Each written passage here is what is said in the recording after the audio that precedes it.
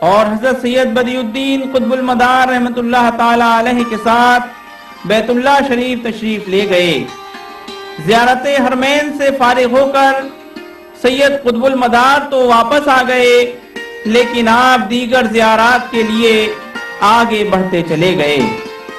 بعد میں ملک شام کی سیاحت کی اور دمشق میں شیخ فخر الدین عربی کی زیارت کی۔ وہاں سے پھر مکہ معظمہ آئے اور حج ادا فرمایا۔ پھر بغداد شریف حاضر ہو کر سرکار غوث پاک اور امام اعظم ابو حنیفہ و امام احمد بن حنبل کی زیارت فرمائی۔ پھر بغداد سے کاشان آ گئے اور شاہ عبدالرزاق کاشانی سے ملاقات کی۔ وہاں سے اپنے وطن سمنان تشریف لائے اور اپنی ہمشیرہ سے ملاقات کی۔ کچھ دنوں بعد آپ مشہد تشریف لائے اور حضرت امام رضا علی رضی اللہ تعالیٰ عنہ کے آستانہ عالی میں معتکف ہو گئے۔ اسی اعتکاف کے دوران امیر تیمور نے بھی آپ سے ملاقات کی اور آپ کا معتقد ہو گیا۔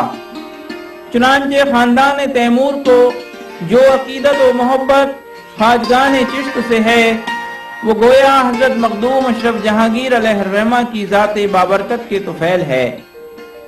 الغرض حضرت مخدوم اشرف جہانگیر سمنانی رحمت اللہ علیہ سیر و سیاحت کرتے ہوئے ہرات اور ماوراء النہر تشریف لائے اور حضرت شیخ بہاؤالدین نقشبندی علیہ الرحمہ کی صحبت کیمیا اثر میں چند دن قیام فرمایا۔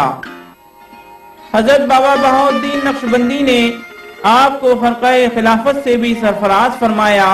پھر آپ نے ترکستان کا سفر کیا اور بخارا، غزنی، کابل ہوتے ہوئے ملتان تشریف لائے۔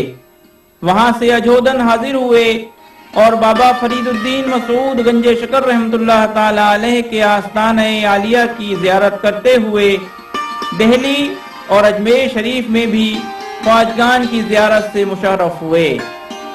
پھر آپ نے دکن کا رخ کیا اور خواجہ سید محمد گیسو دراز رحمت اللہ تعالی علیہ سے ملاقات کا شرف حاصل کیا۔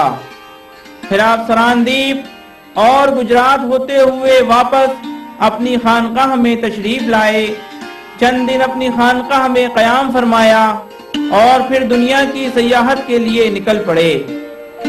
اس مرتبہ آپ کے ہمراہ میر کبیر سید علی ہمدانی تھے، جن کے ساتھ آپ نے ایک بار پھر پوری دنیا کی سیر فرمائی۔ اس سیر و سفر میں آپ نے 190 کاملین سے فیض روحانی حاصل فرمایا، اور جب آخر میں آپ حضرت مخدوم جلال الدین جہانیہ جہاں گشت رحمت اللہ تعالی علیہ کی خدمت میں حاضر ہوئے تو حضرت مخدوم جہانیہ جہاں گشت نے جو نعمتیں 400 سے زیادہ عارفین سے حاصل فرمائی تھیں، وہ تمام نعمتیں حضرت مخدوم اشرف جہانگیر سمنانی رحمت اللہ تعالی علیہ کے سپرد فرما دی۔ حضرت مخدوم اشرف جہانگیر سمنانی بڑے خوشی خوشی اپنے مقام پر تشریف لے آئے۔ ایک مرتبہ کا ذکر ہے کہ آپ کی مجلس میں تقریباً 500 قلندران کفن پوش آئے۔ ان کے سردار نے پوچھا، آپ نے جہانگیری کہاں سے پائی؟ تو آپ نے فرمایا، اپنے پیر و مرشد سے۔ تو انہوں نے پوچھا، اس کی تصدیق کیسے ہوگی؟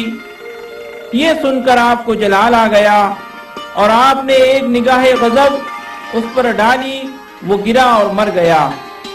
اس کے سبھی 500 ساتھیوں نے آپ کے قدموں میں سر رکھ دیا۔ تب آپ نے انہیں معاف فرما دیا اور وہ سب کے سب آپ کے مرید ہو گئے۔ اسی طرح ایک گروہ فقراء ہنود کا آپ کے پاس آ کر بت خانہ اور بت پرستی پر کچھ بحث کرنے لگا۔ آپ نے ایک بت کو طلب کیا، وہ فوراً دوڑتا ہوا حاضر ہوا اور خدا نے اس سے ہم کلامی کا شرف بخشا۔ وہ کلام کرنے لگا اور حضور اشرف جہانگیر سمنانی رحمت اللہ تعالی علیہ کی تعریفیں کرنے لگا۔ یہ کرامت دیکھ کر تمام مشرکین تائب ہوئے اور مشرف بہ اسلام ہو گئے۔ حضور اشرف جہانگیر سمنانی علیہ الرحمہ نے 120 برس کی طویل ظاہری عمر پائی۔ وفات کے روز یعنی 27 محرم الحرام 808 ہجری کو آپ نے اپنے تمام اصحاب کو جمع فرمایا اور سب سے رخصت ہوتے ہوئے حضرت حاجی عبدالرزاق رحمت اللہ تعالی علیہ کو خرقہ خلافت عطا کر کے اپنا صاحب سجادہ کیا۔ حضرت حاجی عبدالرزاق آپ کے فرزند دینی تھے، پھر آپ نے سما کی محفل بلوائی اور حضرت سعدی کا کلام سن کر آتش عشق بھڑک اٹھی اور ایسا وجد طاری ہوا کہ مرغ بسمل کی طرح تڑپنے لگے اور ایک آہ بھر کر جان جانے آفریں کے سپرد فرما دی۔ آپ کو باغ روح آباد میں ہی دفن کیا گیا۔ مشہور ہے کہ آپ کے باغ میں جانور پنجال نہیں کرتے اور روضہ اقدس کے حوض کا پانی کبھی گندا نہیں ہوتا، اور اگر کوئی آصف زدہ ہو تو آپ کے روضہ منورہ کو دیکھ کر ہی اچھا ہو جاتا ہے، بلکہ آپ کا نام نامی پڑھ کر دم کر دینے سے بھی آصف بھاگ جاتا ہے۔ یہی وجہ ہے کہ آپ کے روضہ اقدس پر آصف زدگان کا ہجوم رہتا ہے اور پریشان حال لوگ دور دور سے آپ کے آستانے پر حاضر ہوتے ہیں۔ آپ کی تالیفات میں بشارات المریدین اور مکتوبات وغیرہ رسائل ہیں۔